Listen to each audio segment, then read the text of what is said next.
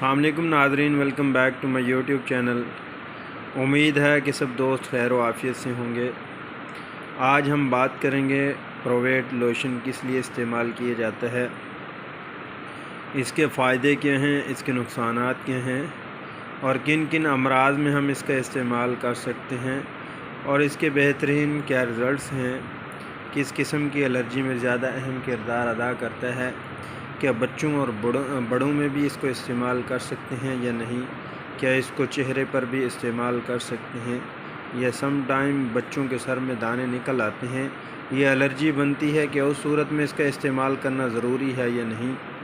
تو آج کی اس ویڈیو میں ہم مکمل ڈیٹیل سے بات کریں گے۔ تو جن دوستوں نے میرے یوٹیوب چینل کو سبسکرائب نہیں کیا وہ میرے یوٹیوب چینل کو سبسکرائب کر دیں اور بیل آئیکن کو پریس کر دیں تاکہ آپ کو میری ویڈیو بر وقت ملتی رہے۔ تو ناظرین چلتے ہیں اب ہم اپنے ٹاپک کی طرف۔ پروویٹ لوشن کی بات کی جائے تو اس کے اندر اس کا ایکٹیو انگریڈینٹ کی اگر بات کریں تو اس کے اندر بیٹا میتھاسون ہے، ایڈیپرو پایونیٹ اس کے اندر موجود ہے، 0.05% میں ہوتا ہے اس کی مقدار ہے، اور ایکسٹرنل اس کو یوز کرتے ہیں سیفرون فارما ہے جو اس کو پریپیئر کر رہی ہے۔ ناظرین جن بچوں میں یا بڑوں میں الرجک ری ایکشن ہے، یعنی الرجی ہے، خارش کی وجہ سے ریڈنس ہو جاتی ہے، تو اس صورت میں آپ اس کا استعمال کریں، بہت ہی بہترین نتائج ہیں اس کے۔ اسی طرح بڑوں میں بھی ریڈنس ہو جاتی ہے، یا بعض کچھ لوگ ہوتے ہیں کہ وہ چارہ کاٹنے جاتے ہیں، چارہ کاٹنے کے بعد واپس آتے ہیں تو پورے جسم پر ریڈنس ہو جاتی ہے،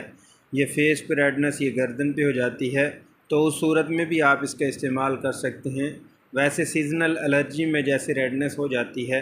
یا دانے بنتے ہیں تو اس صورت میں بھی آپ اس کا استعمال کر سکتے ہیں۔ اور اسی طرح ناظرین کچھ بچوں میں یہی مسئلہ رہتا ہے،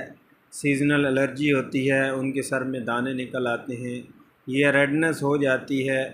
تو سر میں بھی دانے نکل آتے ہیں یا باڈی پہ نکل آتے ہیں،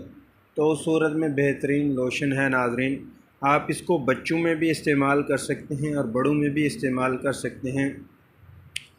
تو ناظرین اگر ہم اس کے طریقہ کار کے استعمال کی بات کریں تو پہلے جسم کو یا فیس کو یا سر کو اچھی طرح واش کر لیں، واش کرنے کے بعد ڈرائی ہونے کی صورت میں آپ اس کا اپلائی کریں اسکن کے اوپر، صبح و شام آپ اس کا استعمال کر سکتے ہیں، اور آپ نے آنکھوں سے اس کو بچانا ہے، آنکھوں اور منہ سے بچانا ہے، باقی آپ اس کا استعمال کر سکتے ہیں۔ صبح و شام ناظرین اس کا استعمال کریں اور کوشش کریں کہ کیئر زیادہ ضروری ہے، جس بستر پہ لیٹتے ہیں اس کو واش کریں یا اس کو دھوپ لگوائیں اچھے طریقے سے، اور بچوں یا بڑوں میں ڈیلی بیس پہ کپڑوں کا چینجنگ ہونا چاہیے، گرم پانی میں واش ہونے چاہیے، اور پھر دھوپ میں کپڑے کو پڑا رہنے دیں تاکہ جتنے بھی بیکٹیریل یا وائرل انفیکشن ہیں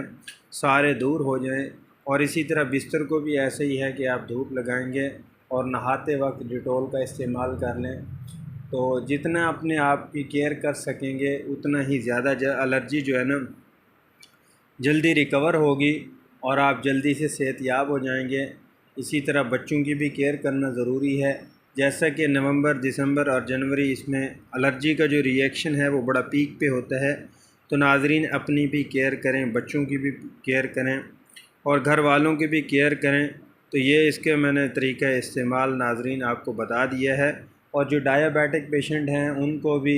اگر الرجی ہے وہ بھی استعمال کر سکتے ہیں، اور سم ٹائم جسم میں خشکی کی وجہ سے الرجی ہو رہی ہوتی ہے تو اس صورت میں آپ ویزلین ٹانک یا کوئی لوشن ایسا استعمال کریں تاکہ جلد کو تو ناظرین امید ہے کہ آپ کو یہ میری ویڈیو اچھی لگی ہوگی،